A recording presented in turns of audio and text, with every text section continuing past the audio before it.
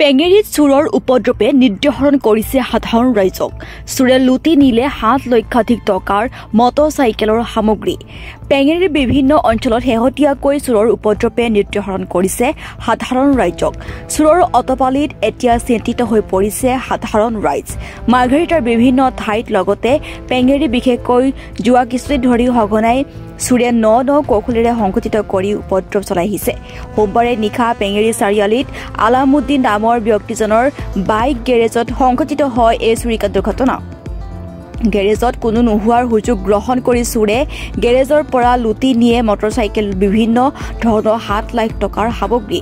আৰু নিশা 1-2 বজাত দুৱাৰৰ তলা ভাঙি চোৰে গেৰেজৰ ভিতৰত প্ৰৱেশ কৰে আৰু গেৰেজটোৰ সামগ্ৰী অনিষ্ট কৰি চোৰে বহু লক্ষাধিক টকাৰ সামগ্ৰী লৈ উধাও হোৱা ঘটনা চকু তুলিছে সাধাৰণ লোকক। আৰু বৰ্তমান গেৰেজটোৰ গৰাকীয়ে পেঙেৰি আৰক্ষীক ঘটনাৰ সন্দৰ্ভত এজাহাৰ দাখিল কৰিছে আৰু অঞ্চলটোত সঘনাই এনে চুৰিকাণ্ড সংঘটিত হোৱাক লৈ আৰক্ষীয়ে বিশেষ ভূমিকা গ্ৰহণ নকৰাত শংকিত হৈ পৰিছে সাধাৰণ ৰাইজ।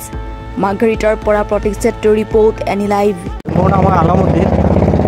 পেঙেৰি আপোনাৰ খাটাংবানী গেট ওচৰত মোৰ দোকান আছে।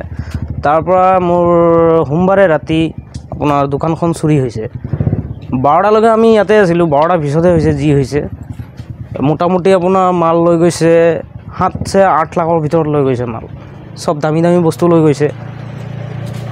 তো আপোনাৰ আছিলে BS6ৰ গাড়ীৰ ECM TCM আছিলে, ৱাইৰিং চৰিং আছিলে, দামী দামী ব্লক আছিলে, তাৰপিছত মোবিল আছিলে, টায়াৰ আছিলে, এই স্পৰ্ট বাইকবিলাকৰ আপোনাৰ স্পকেটবিলাক আছিলে। মোটামুটি আছিলে আৰু দামী দামী বস্তুবিলাকেই আছিলে, চব লৈ গৈছে। আৰু সন্দেহত আমাৰ অচি ছাৰক কৈছিলোঁ, তো লগে লগে অচি ছাৰ আহিলে।